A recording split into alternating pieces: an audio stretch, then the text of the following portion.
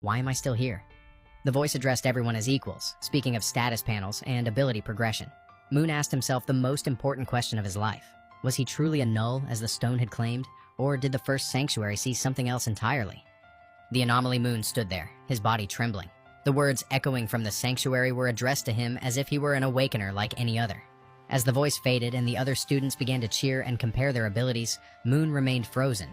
He tried to convince himself this was just a system glitch, that his rotten luck had somehow caused him to slip through the cracks of the filtration process that sent his peers back to Earth. Panic began to seep into his heart. He had no class, no skills, and he was expected to survive a full week here before the gates would allow him to return.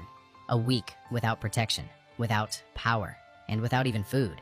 Suddenly, the spirit's voice returned with a sentence that shifted the scales.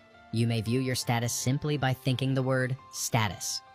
Moon uttered it instinctively, and a transparent screen, visible only to him, flickered into existence. Then came the shock.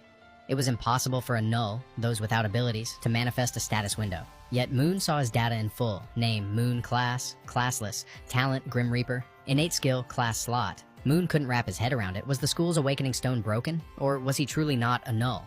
Before he could process this, he was teleported to a massive plaza inside a fortress fortified with colossal walls. A delicate girl with blonde hair tied in pigtails approached him, looking incredibly nervous. She asked if they could form a party to protect each other. Moon agreed, knowing it would increase his chances of survival, but asked her for a moment to get his affairs in order.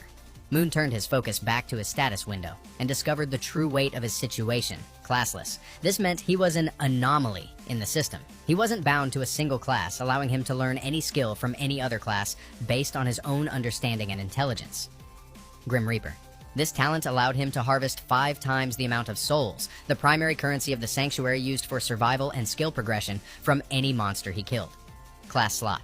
This was his most broken ability. He could copy the class of anyone he observed fighting for 24 hours. More dangerously, if he mastered those skills well enough, he could convert them into permanent skills, even after the copying period expired. Moon finally realized the truth. He hadn't failed the awakening. He was simply too much for a standard awakening stone to measure. He wasn't just an awakener, he was an anomaly, an exceptional case existing outside the laws of the entire world. Key observations and terms. Anomaly. This is a great word for Moon's status, making him sound like a bug in the system that's actually a feature. Classless, a classic trope where having nothing actually means you can have everything. Once Moon fully grasped his new abilities, he felt as though a mountain had been lifted off his chest. However, the bitter experience he had gone through, especially the betrayal of someone as close as Sarah, etched a lesson into his mind that he would never forget. Trust no one. Sarah, the person he would have given his life for, had abandoned him at his lowest point. That moment